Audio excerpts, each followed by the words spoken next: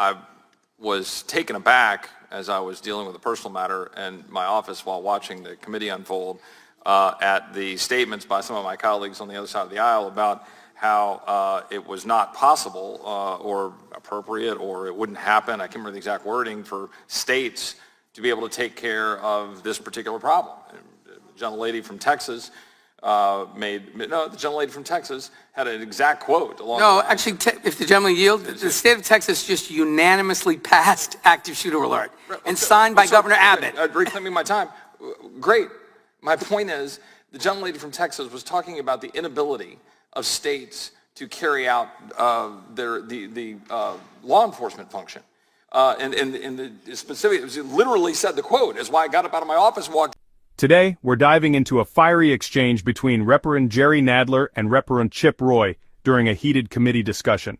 What started as a debate on state versus federal powers quickly escalated into a passionate defense of local control over law enforcement. As you literally said it.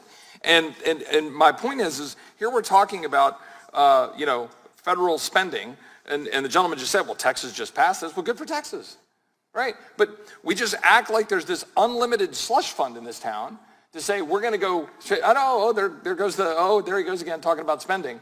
We're talking about, so $2 million, $50 million, $5 billion. Does it matter? Right, when we're $30.5 trillion in debt?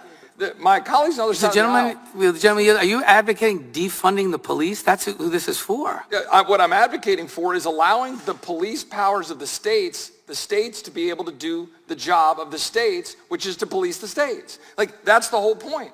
My colleagues on the other side of the aisle, they go hide behind this and say, we're not defunding the police because you guys have some bill in here for a grant program, because the idea of the grant program is to then go micromanage what the states have to go do, because that's the purpose of what you want to do. You want to use the federal money, the power and the coercion of the federal government to go tell states what they must do. And you want to do it with borrowed money. You want to do it with printed money. Would the gentleman yield? Not just yet. You want to do it with borrowed and printed money, because that's what we do in this town. We go write blank checks because we want to go give a press conference about all the greatness that we're doing in this town, all of the awesome things that we're accomplishing. Meanwhile, you states, you say, well, are they going to do this or not? Well, they actually have to make a tough choice. He argues that law enforcement should be a responsibility left to the states, not dictated by Washington, D.C. Roy takes aim at federal spending, calling it reckless, especially with the U.S. facing over $30 trillion in debt. He insists that states should manage their own police forces without federal intervention. Local officials should make decisions that work best for their communities. Roy cites Texas, where Governor Abbott signed a law for active shooter alerts, as an example of state-level solutions. Because they actually have to balance a budget. They actually have to decide, are we going to spend money in a school? Are we going to spend money on teachers? But in this case, what we do is we say, we'll write a blank check. And then my colleagues say, well, we're not defunding the police. But yet it is Democrats across the country that are clearly defunding the police. Austin, Texas, which I represent, $150 million slashed from the budget. People are waiting. They call 911. They can't get through. They're trying to get police. Police aren't trained. The very schools, the police are not actually being recruited now because we don't have the money to recruit them. Why? Because Democrats in the progressive, quote-unquote, oasis of Austin, Texas, stopped funding the police. I could go list by list here. Minneapolis, cutting their budget. New York City, cutting their budget. Cook County, Illinois. Portland, Oregon. Austin, Texas. Baltimore, Maryland. Los Angeles, California. Milwaukee, Philadelphia. All slashed their budget. Cut police budgets. And now my Democratic colleagues want to say, oh, in our infinite wisdom, we're going to go say, here is in our blank check, here's some more money for us to tell you what you have to do. Would the gentleman now yield? I will yield to the chairman briefly. Okay. Very briefly, 2 points.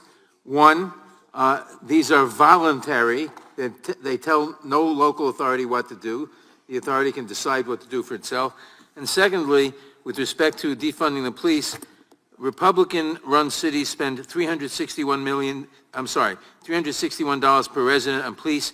Democratic-run cities spend $498 per resident, at 38% more than Republicans. In reclaiming my time, that data does not reflect whether or not the adequate number of police or the appropriate level of police are on the streets for what that city needs. That's the whole point of federalism. That's the whole point of allowing people to decide what they want to do.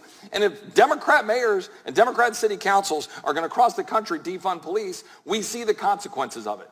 You literally can't deny that in the last 2 years, there's been a massive spike in crime, and there's a direct correlation to the fact that we've defunded police across this country. It is literally in front of us, and the American people know it. And here we are again with the blank check format of the federal government saying, here's money, we're going to put it out there. And even the chairman just said, well, it's this voluntary program. Well, what are we doing? Why are we doing it? Just let Rhode Island, let Texas, let Illinois, let California figure out how to police their own states. Roy calls out the hypocrisy of Democrats pushing for federal funds while defunding local police in their own cities. He mentions cities like Minneapolis, NYC, and Los Angeles, which have reduced police budgets, leading to rising crime rates. Roy makes a passionate case for federalism, arguing that states like Texas can manage their own law enforcement without federal interference. He calls for more autonomy for states, pushing back against centralizing power in Washington. What do you think? Do you agree with Roy's stance on state versus federal power? Let me know in the comments below. And if you haven't already, don't forget to hit that subscribe button. Thanks for watching, and I'll see you in the next video.